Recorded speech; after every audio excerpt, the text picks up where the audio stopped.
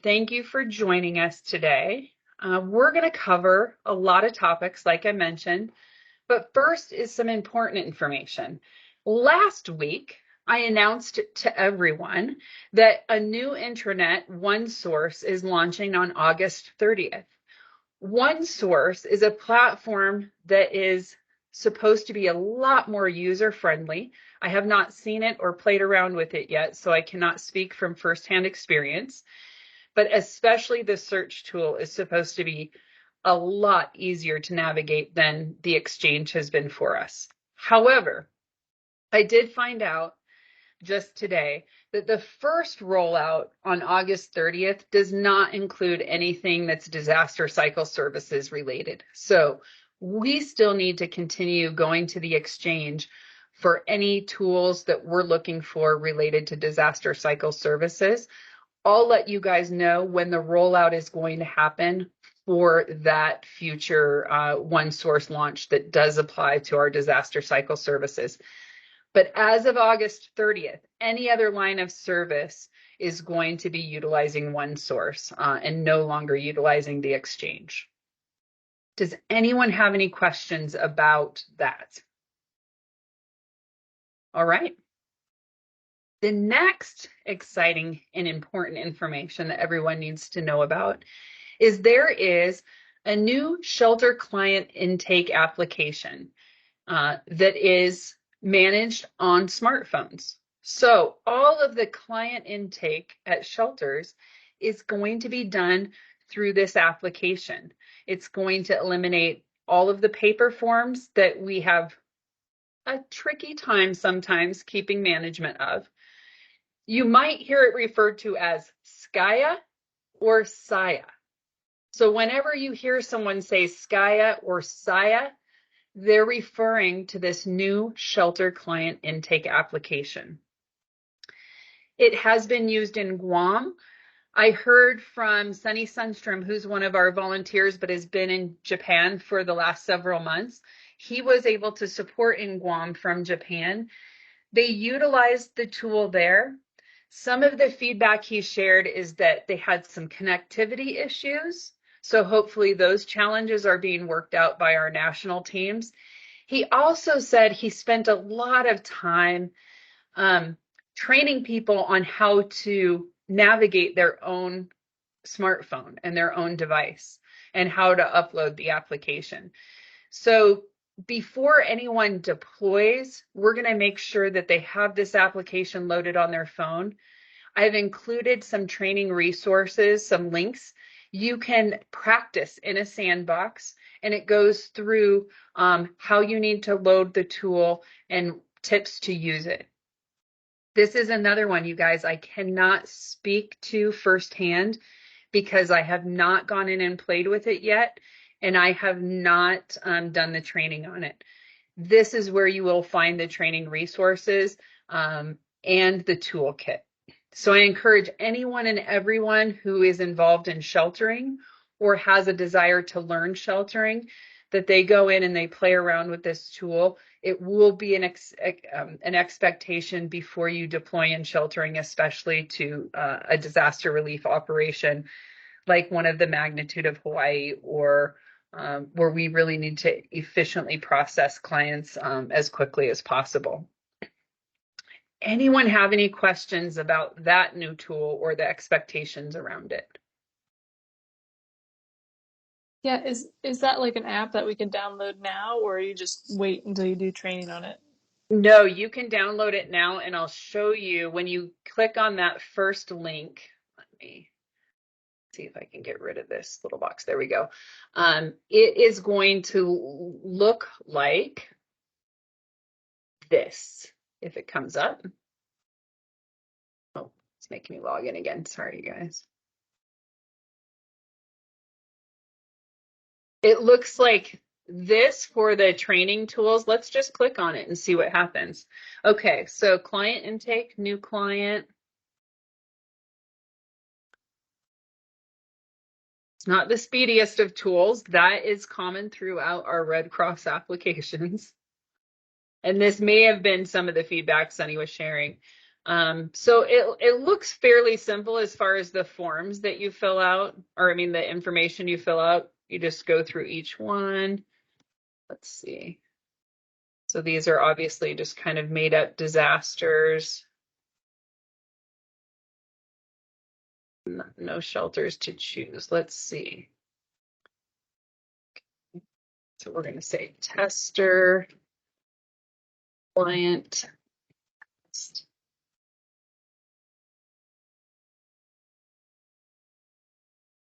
and we'll use my email address and we'll see what happens. And I'll use my personal phone. Let's see, continue. Please ask the client the following questions. Is there anything urgent that you or your family need right now or in the next 6 to 8 hours? This may include medications, diapers, or baby formula, health, cultural, religious, dietary meals, or other support for health, mental health, disability, and other conditions. So let's just please specify. That's interesting. I'm going to put insulin. Infant needs, I'm going to put diapers and formula. Specialty meals, I'm just going to put vegetarian. Oh, sorry about that, you guys. Quiet that for a second. And we're going to put a walker. And that's all I'm going to put for now. Let's see what happens.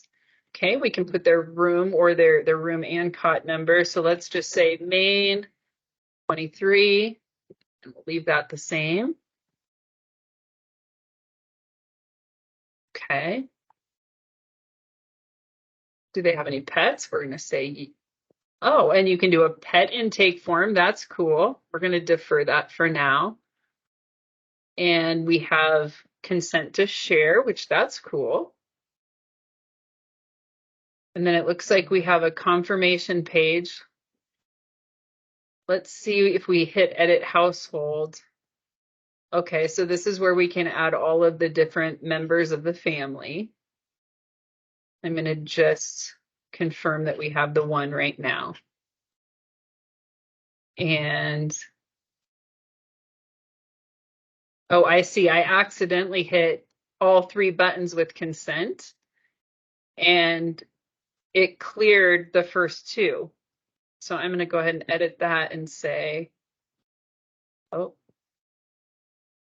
so there's a little bit of a bug. It won't let us edit the consent. So we're just going to confirm now.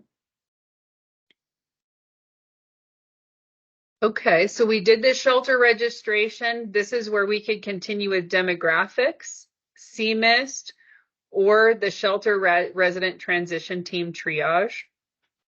But it looks like it's a pretty easy sandbox to get in and play around with. So I would encourage that. You can get to it, like I said, just from this link right here. Question, what's a CMIST? That is, ooh, cannot remember what that acronym stands for. Gail, let me look it up. It is a pretty common term, but it's basically to identify special needs or any access and functional needs.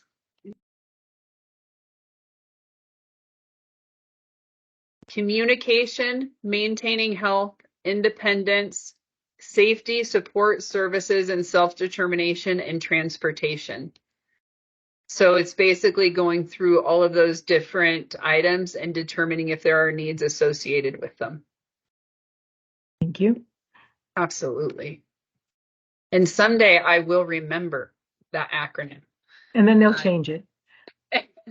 It's actually a pretty common one that's used by multiple agencies, so I'm hoping they don't change that one because it'll create a lot of confusion with our government and our non-government partners.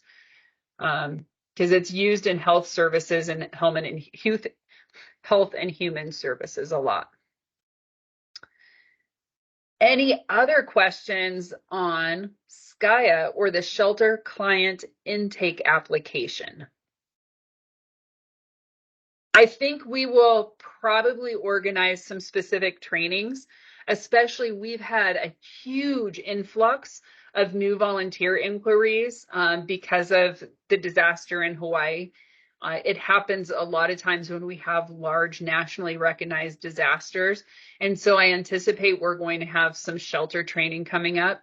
And that shelter training will definitely include the SCIA. What I'm going to recommend is that they do the SCIA training at the very end at a specific time. So those who already have shelter training obviously are not going to attend the shelter training, but can come at a later time and just participate in the SCIA training. We also received, just hot off the presses today, from Brad Kaiserman, who, if you guys are not aware of who he is the top dog in disaster response. His technical title is Disaster Cycle Services Vice President of Response and Logistics. I think it's something close to that. But what you need to know is that he really is the top man in charge at the national level of all of our disaster operations. And when they reach a level 5 and above, he has pretty good oversight of anything that's happening on that disaster relief operation. He's in Hawaii right now, actively participating in the relief operation efforts there. But I bring this up because there was a new doctrine bulletin regarding disaster assessment that came out today. I have not had time to review it or read through it to tell you guys what the specific changes are. But if you're involved, if you have a disaster assessment gap, or if you would like to learn how to do disaster assessment, damage assessment, and actually that's what that should say, is disaster damage assessment, please refer to this new bulletin that came out, this doctrine. It's relevant right now to how damage assessment is going to be performed in the field for all disaster relief operations going forward.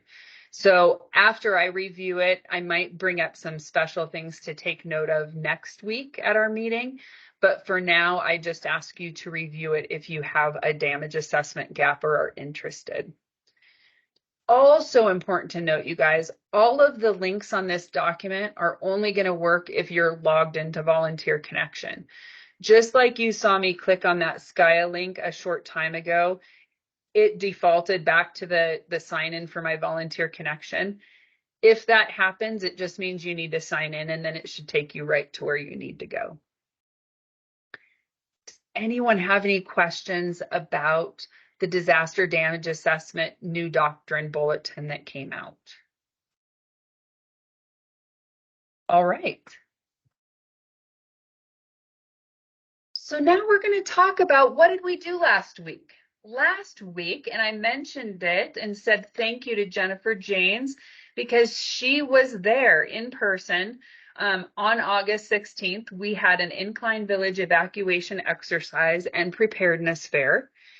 Incline Village, they did an evacuation of one of their neighborhoods that is in the higher country. They had our mass care team set up at the recreation center. We did not do a full-scale shelter setup. We just did basically a table where we were welcoming people, identifying their needs, and then finding the appropriate resources for them.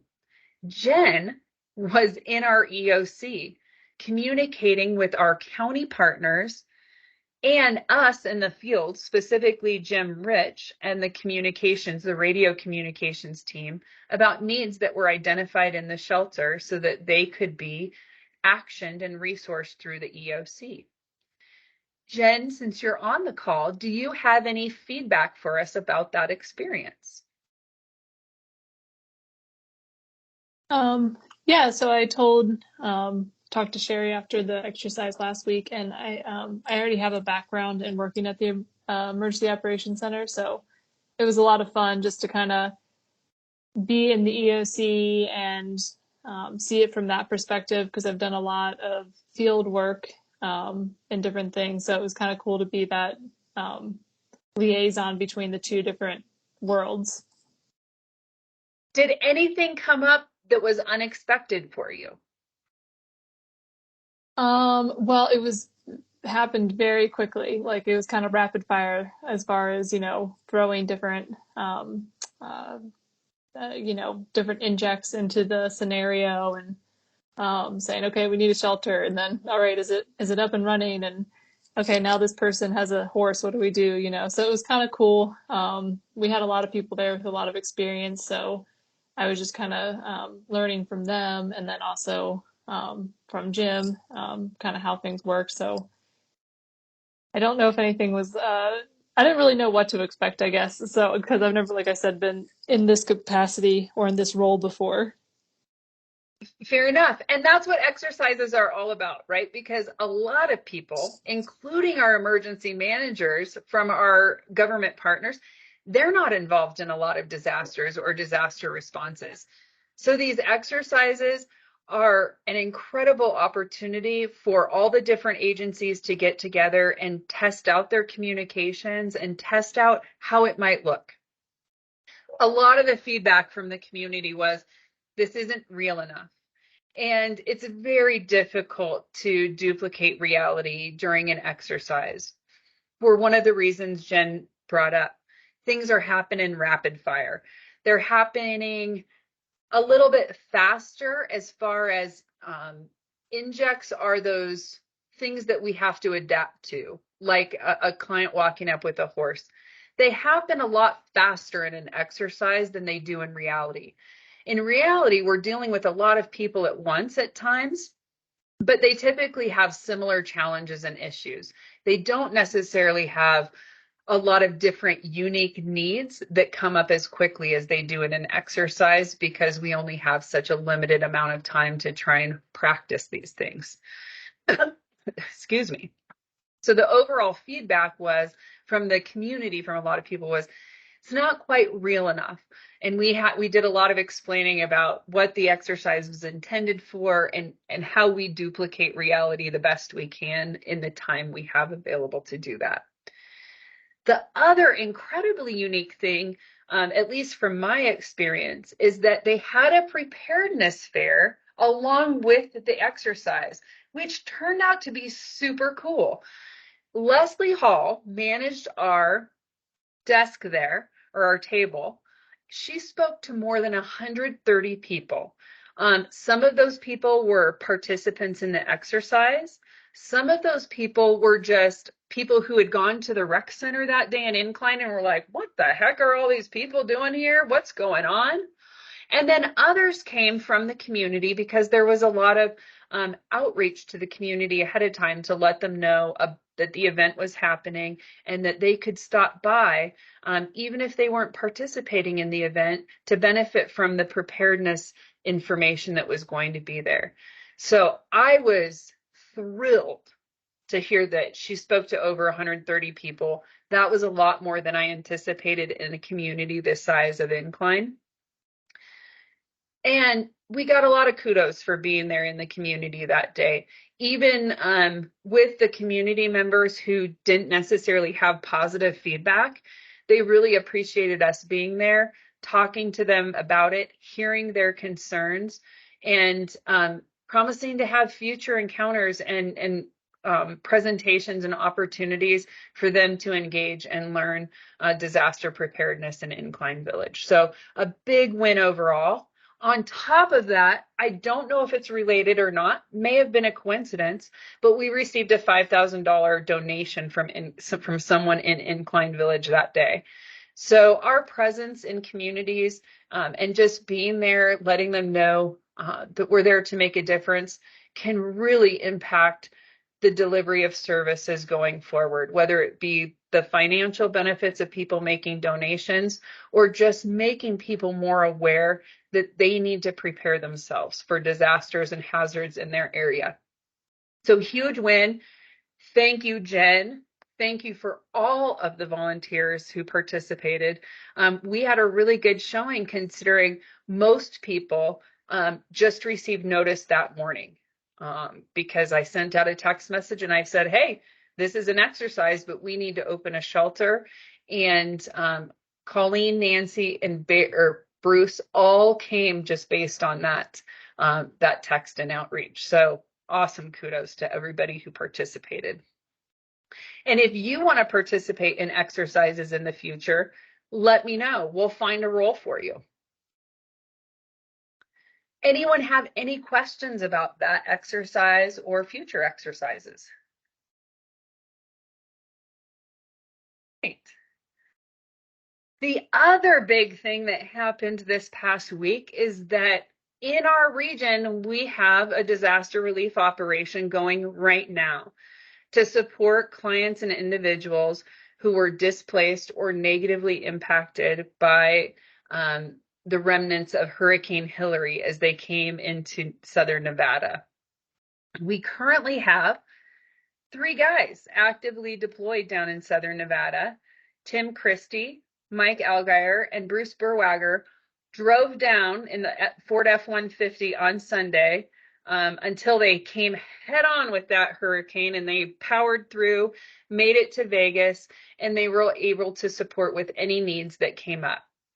Thankfully, the storm did not pack as great of a punch as it could have. Most of the moisture fell on the west side of the mountains or raced further north. It just became a fast-moving storm once it came on land. And so there weren't as many people negatively impacted or displaced as there could have been, which is a wonderful thing. So our disaster relief operation in Nevada is winding down. They're still going full bore in California because a lot of people were negatively impacted there. We're going to talk about opportunities to deploy and support other operations a little bit later in the meeting. But no, there was an incredible response from our Northern Nevada volunteers willing to support in Southern California or Southern Nevada. Chico and Jean Held and a brand new volunteer, Dave Kidwell, were ready to rock and roll and drive down there yesterday morning. Thankfully, they were not needed, and so we got to keep them close in Northern Nevada to support anything that might come up here. But that operation is happening. Does anyone have any questions about that response, how it all geared up, or any communications you received about it? Can you guys still hear me? Yes. All right. Excellent. Just a quiet bunch today. If you guys do come up with any questions, you want to know how we handled that response, please reach out to me. I'm happy to walk you through any of it. Now we're going to talk about our upcoming events and opportunities. We have on September 7th, a United Airlines safety fair that we've been invited to participate in. It's from 10 a.m. to 2 p.m. It is a tabling event, which means it's an event that we represent Red Cross at, and we're trying to encourage other people from the community to become Red Cross volunteers and join in serving the mission in Northern Nevada and beyond. And it's also going to be a preparedness event. So we all have preparedness volunteers there talking about how people in the community can be more prepared for hazards and disasters. And being that it's an airline safety fair, we'll probably also talk about if an event happens at the airport, like a plane crash or something like that, how Red Cross supports. And generally, we support with what is called a family assistance center. And you will also see family assistance centers at events like disasters in Hawaii, where there are a lot of missing people suspected to possibly have been deceased. And that family assistance center is a place where families can go. They're protected from the media. It's a place where they can go and obtain services from FEMA. The FBI is usually there. In a transportation accident, NTSB, the National Transportation Safety Board, may also be there. And then agencies providing support and assistance with reunification and recovery, like disaster health services and disaster mental services, will also be there to support individuals who need it. Does anyone have any questions about that upcoming safety fair? And do we have anybody who would like to participate in that event? Okay.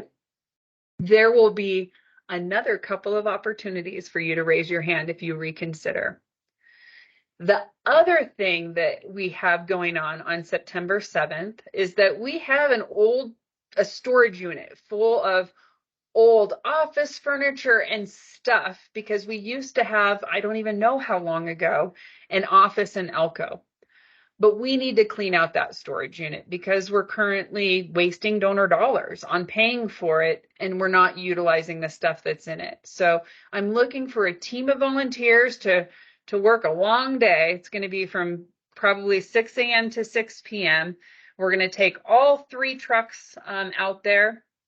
We're going to take our Ford F-150, our Tundra, and then we already have a truck that's out there. Going to load it up, and most of the stuff is probably going to be going to the landfill, or hopefully we can find folks that we can donate the items to. But right now, we're not even really sure what's in there.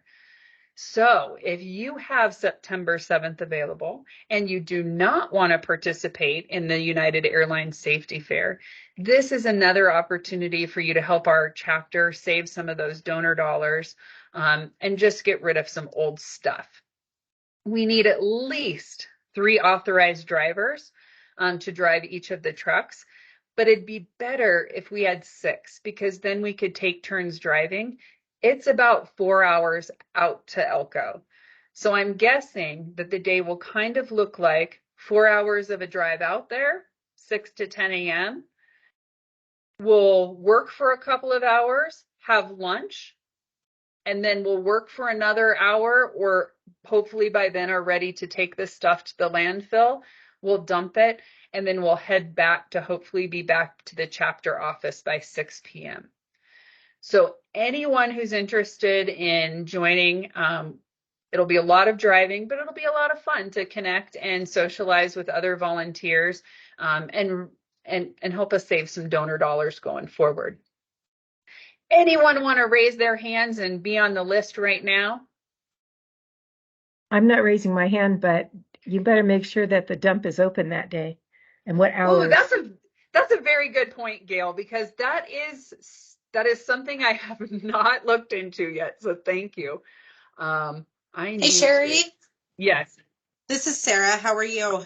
Hi, Sarah. Thank you for joining us. Of course. Hey, dump is open 7 to 7, 7 days a week, so you're good to go. Good. Thank you. It is some of those little details, though, I forget to look into, and they can really impact the plans. So thank you, Gail, for bringing that up. That's great. And so, Sarah, we'll be stealing your truck that day.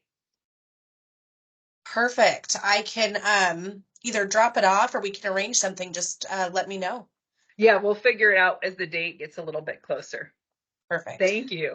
You're And welcome. thank you for knowing about the dump. That's good. And those are awesome dump hours. My dump and the dump in Reno is not that flexible. Oh, yeah. Small towns, I guess. I don't know. I guess. That's awesome. All right. Any other feedback or questions on the big Elko storage unit cleanout trip on September 7th? All right. We have a couple of preparedness presentations coming up.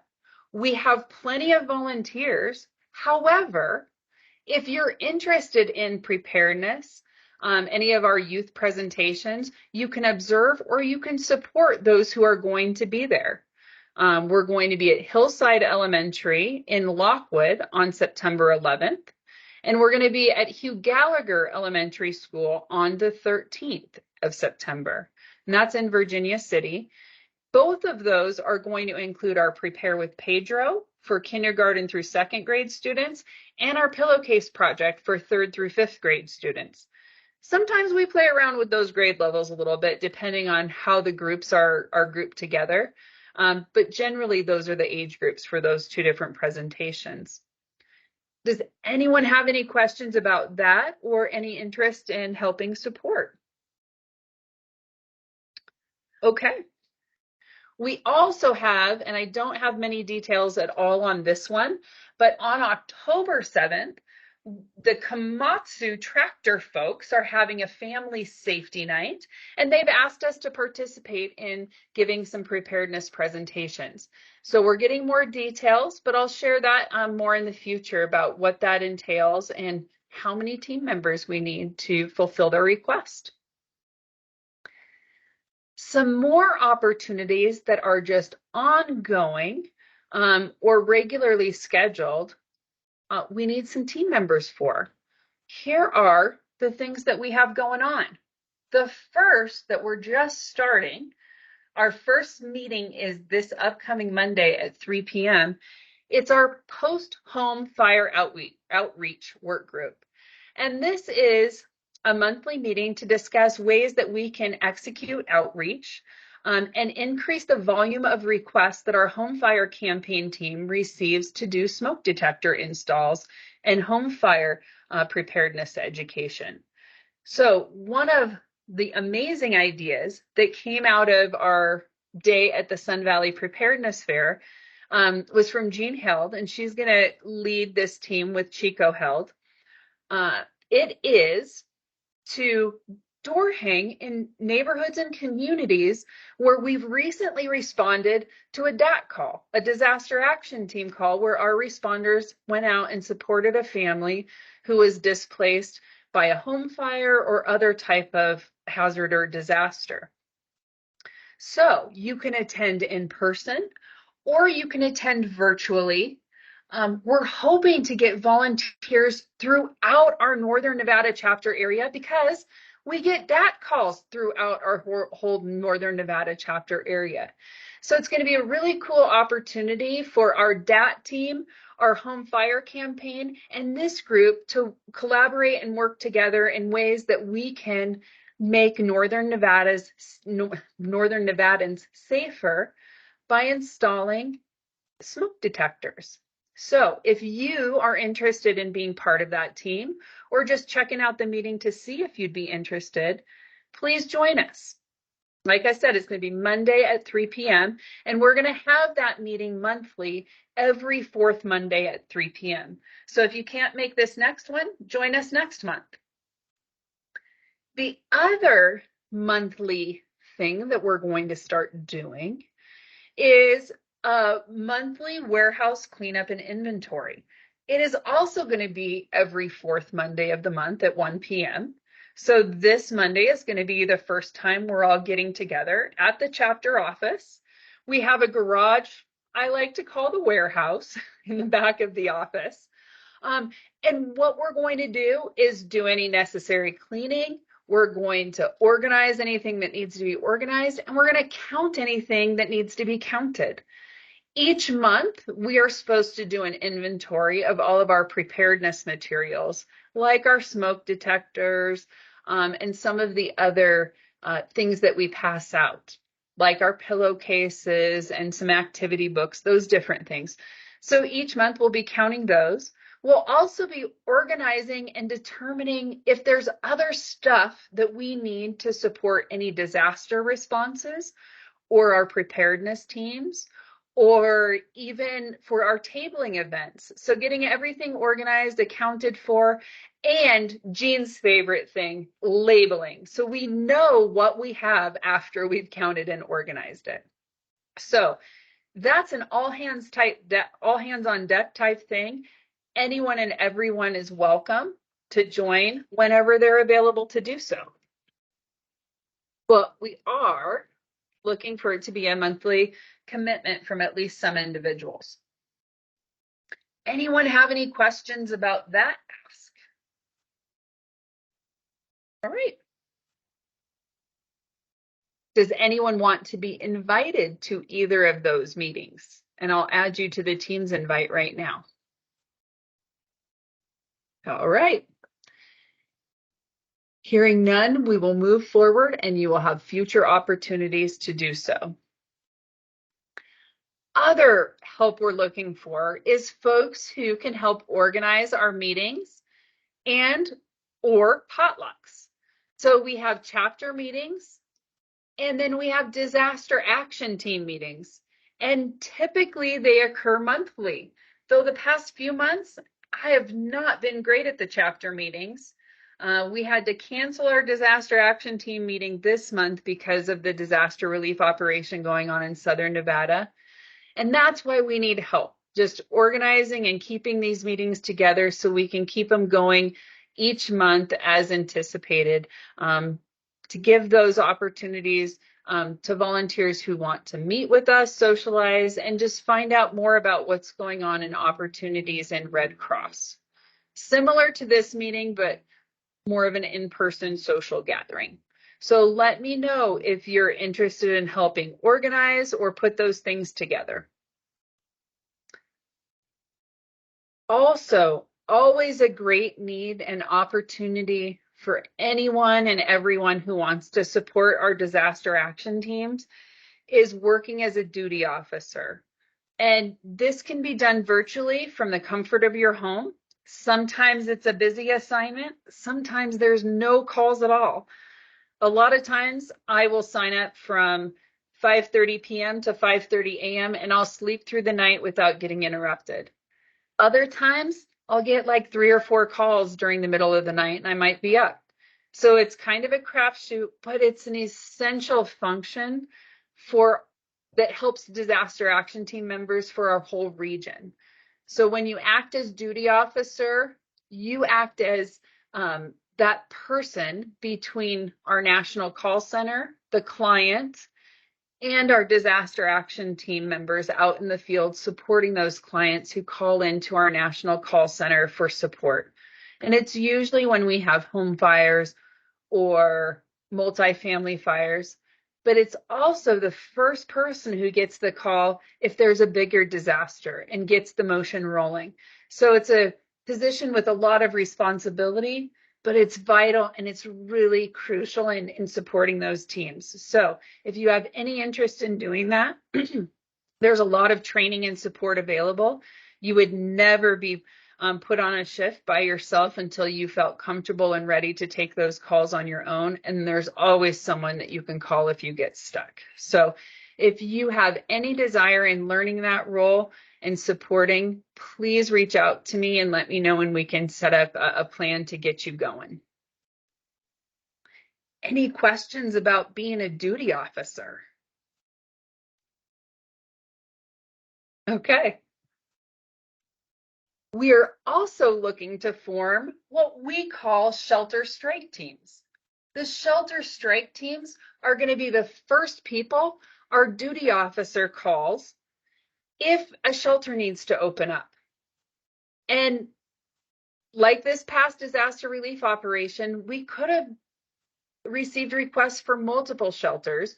Being that it was a notice event, meaning that we saw there was a storm coming, we had a lot of people staged and ready to open shelters should that need to occur.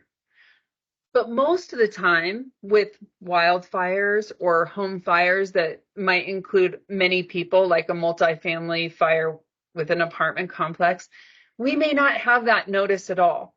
And our shelter strike teams are those people who are on the ready to be called out and experienced to open up a shelter and do what is needed immediately.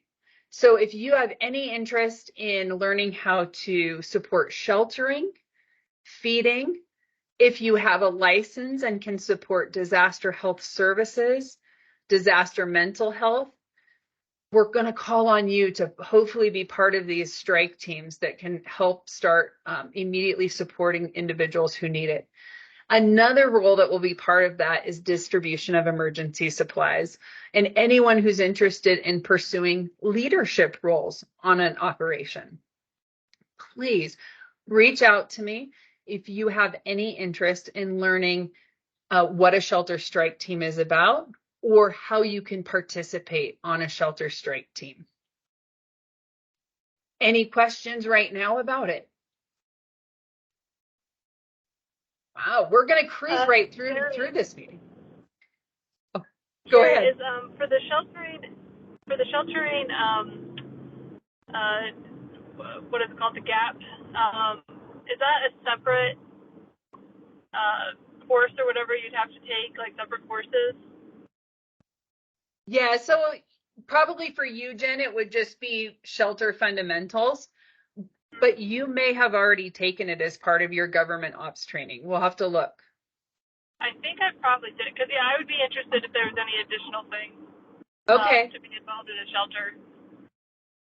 Very cool. Very cool. I love it. And part of that team is also going to include government operations, because we're going to have somebody at the EOC when something like that is occurring. So I should actually add that to the shelter strike team. So thank you very much. And yeah, I'll make sure you have all the details. And any upcoming training opportunities will include on future agendas, so everyone's aware of what's happening and what's available. And you can always just check it out to see if it's something you're interested in. Some more opportunities that we have for people who want to support our public affairs team. We need, and I brought this up last week, I'm bringing it up again because no one raised their hand, but I'm hoping for one or two media stars out there who would like to be those we call upon when our local media want to do interviews. A lot of times it's when we're deploying responders other places, like to Hawaii or Vermont. I did an interview before I went. But it's a really cool opportunity for our volunteers to talk about our mission and share with the local media what our mission is. It works for us in multiple ways. It helps generate donations. It helps us get more volunteers, more people interested in supporting the mission. And then it lets people know out in the public what Red Cross does, what services we provide and offer. So if you're interested and willing, there's training available from our public affairs team. They'll give you pointers on how to give good interviews, all that type of stuff. But if you're interested, please let me know.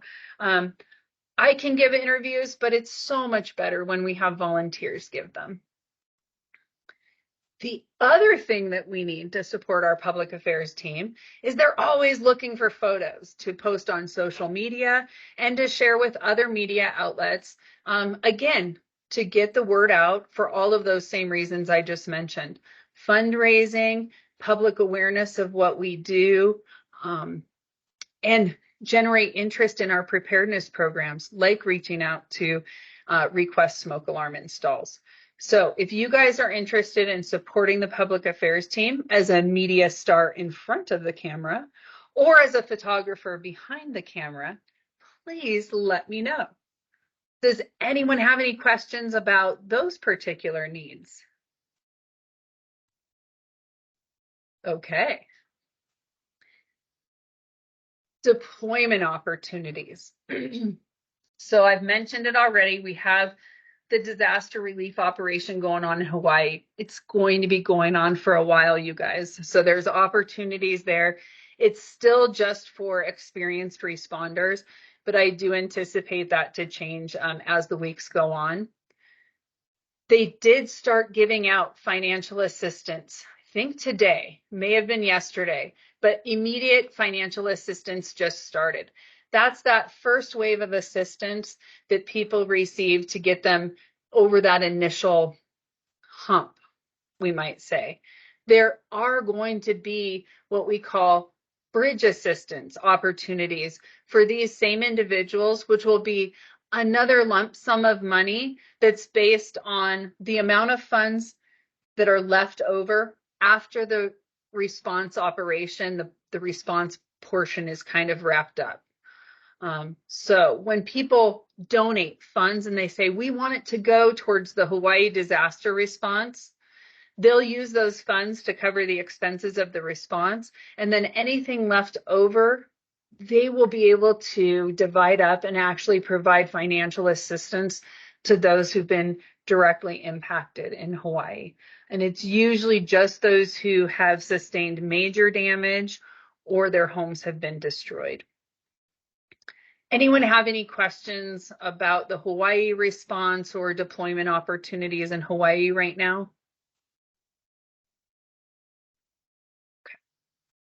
So just today, Tropical Storm Harold decided to wreak havoc on the Corpus Christi, Texas area. And there are a couple of volunteer opportunities, deployment opportunities that have already opened up for that disaster response. So if you're interested in going to Texas, let me know. The other opportunities that are on the door right now are for California, either to support those who've been impacted by Hurricane Hilary in the south, or there's also sheltering and wildfire responses happening in the northern part of the state in Humboldt and Del Norte counties. So if you have any interest in going to California, let me know. The other area that I did not add is Washington State. They have some fires burning up there right now, and there are some opportunities to deploy up there. I will say the air quality in Washington State is terrible right now because of the wildfires in the state and the wildfires in Oregon. So people who have any breathing challenges should not go to wildfire country. So I would say don't go to Washington and don't go to Northern California if you have any breathing challenges. But if you would like to support in any of those areas, please let me know. You can also let Fran Feldman know, Kimberly Renner, or Robert Allen. He is our regional, for all of Utah and Nevada, our regional deployment lead. Fran Feldman and Kimberly Renner work in our workforce engagement teams. So any four of us can assign you to any position that you want that's open on any of those disaster relief operations. So you might be asking, how do I know what specific positions are available? Well, I'm going to show you. From Volunteer Connection, this is our homepage, you're going to click on RC View. And then you're going to get this window, and you're going to select National Operations Summary. This gives you an overview of all of the national operations that are happening right now, all the disaster relief operations that Red Cross is responding to. It loads a little bit slow. There's a lot of data.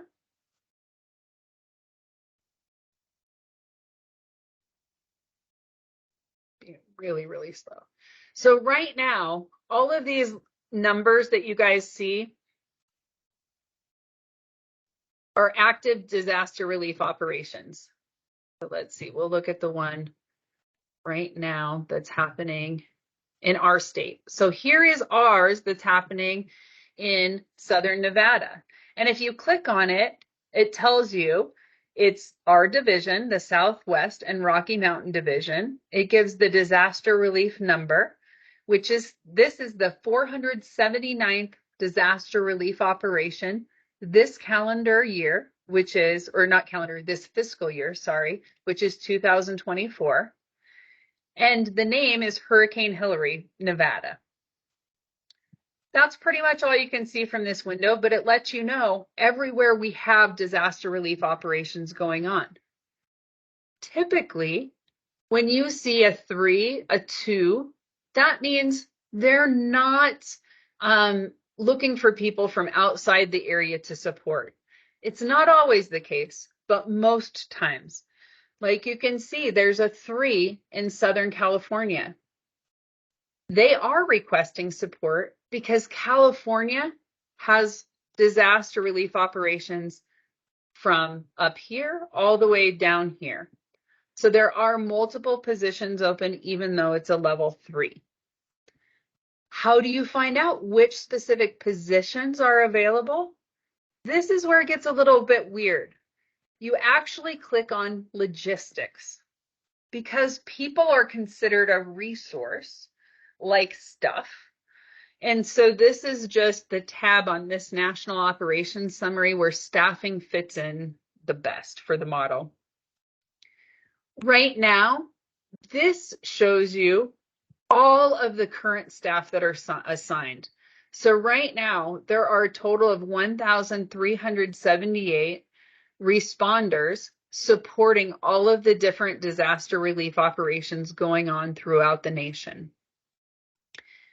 We want to see what positions are available. So we're going to actually click on this Open Staff Requested tab down here at the bottom. These are all of the positions that they're currently looking to fill, a total of 77 throughout the nation. It gives the gap detail, and it's automatically sorted by the gap. So you can quickly see if you have any of the gaps that they're looking for. So right now we have external relations positions open in Spokane, Washington. We have disaster health services, disaster mental health services, and disaster spiritual care positions open in Spokane and Maui, and to support virtually.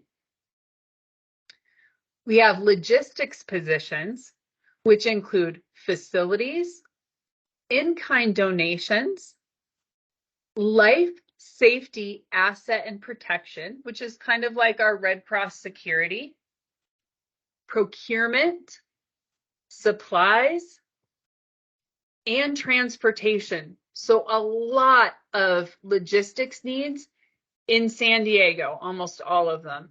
Looks like there's one transportation person needed in Spokane and a supply person needed in Corpus Christi, but most of those positions are in San Diego. So if you have a logistics gap and you're interested in traveling to San Diego, please let me know. We also have sheltering positions, a lot of sheltering positions still open, or actually we have 12 still open. They originally had 57 listed in Maui. So again, these are for experienced responders only, but I expect that to change in the next couple of weeks. If you are looking to go in sheltering and you're experienced, please let me know now. Otherwise, I'll let you guys know when they open it up to everybody, even those who haven't served in sheltering on a disaster relief operation in the past. They're looking for distribution of emergency supply teams in Spokane, and they're looking for recovery workers, it looks like, in Spokane, Maui, Corpus Christi, and virtually supporting. So if you're on a recovery team, Gail, and you want to go to Hawaii, or you want to go to Spokane, or wait, where was the other one? Corpus Christi, let me know. I have a question. Is Yes. Hawaii had like 8 or 9 codes, hardship codes, that you couldn't go. Do you know if they've lifted any of those? Because like I have asthma, which is very controlled, but I'm not going to a situation where the air is bad. Yeah, you So definitely are not going to fire country. no, I can't go to It, Spokane or any of those places. and Maui is a wildfire as well, so I need to look at that, Gail, because I'm not sure. I don't think the smoke impacts Maui the same as it impacts other areas because it's on an island and they have so much sea breeze happening. But I don't know that for sure, and I'll have to look at those hardship codes to be certain. Okay, because I know there's a hardship code there for the weather, for the air quality, and I just didn't know if they've changed it because it Yeah, was let me last time check I on looked. that. Yep, Okay, let thank me you. check on that. And let me Thank you. see. Yeah, I can't Sherry, see it from this window. They Sherry, don't show that. Yep. this is Chico. Hi, There's a Chico. bunch of toxic chemicals that are around because of all the Oh, households plastics. that burned. Phosgene is one of them. Uh, Somebody with sensitive lungs probably shouldn't go for quite a while at Hawaii. Okay. Okay, Thank thank you, you. Chico. Sure. That's very helpful. And honestly, I forgot about the chemicals, so that's a very good point. Yeah, smoke is not an issue anymore, but the toxic chemicals are a big deal. Yep. Very, Yes. very good point. Thank you.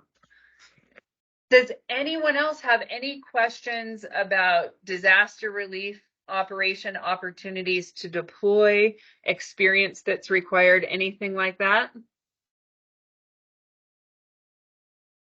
Okay, well, we are down to the last 5 minutes of our meeting, so I'm going to bounce back to our agenda really quick because here's the last thing I'm hoping everybody can help us do, and that is enter your volunteer hours. Right now, you've been with us on this meeting for an hour, or you've been watching a recording of this meeting, which means you get to enter an hour as volunteering with Red Cross. Anything and everything that you do that's Red Cross related counts as time that you can then enter. So we're going to review really quickly how to enter those hours since we're all together. And I know right after this meeting, you guys are all going to get right into Volunteer Connection and do it. It is super easy to do. Now, I don't want you guys to be deceived by my absolute flat line here. As a staff member, I don't get to show my hours here. So that's why my line is absolutely flat and looks like 0. I do actually work sometimes, I promise, but my hours don't show it. But you guys saw, all you have to do is click on this big red button right in the center of the screen, and you're going to go through and fill out these fields. So for this meeting today, it's today. We're going to put that we worked 1 hour. And for the activity meeting, or the activity name, we're just going to put volunteer opportunities and updates meeting. And the hours type is worked because you were all here. Now, let's say you signed up for a DAT shift. You would actually enter these hours as on call, unless you went out on a DAT call. If you went out on a DAT call, you would enter the amount of hours that you were actually out on that call as worked, and the rest of the calls for that shift you signed up for would be on-call hours. But for the purposes of this demonstration, we're going to say worked. And for the position, you select whatever position is most appropriate. For this meeting, you can pretty much select any of your disaster cycle services positions. So I'm going to select my duty officer position. And in the comments, I'm just going to put attended weekly meeting. And I'm going to hit submit hours. I'm actually not going to hit submit hours because that'll send red flags up to somebody because I don't get to count volunteer hours. But that is how you guys would do it. Let's say you joined this meeting and you also had a DAT shift. You could hit submit and add another, and it would bring up a blank window like you see here, and you could just add all your hours.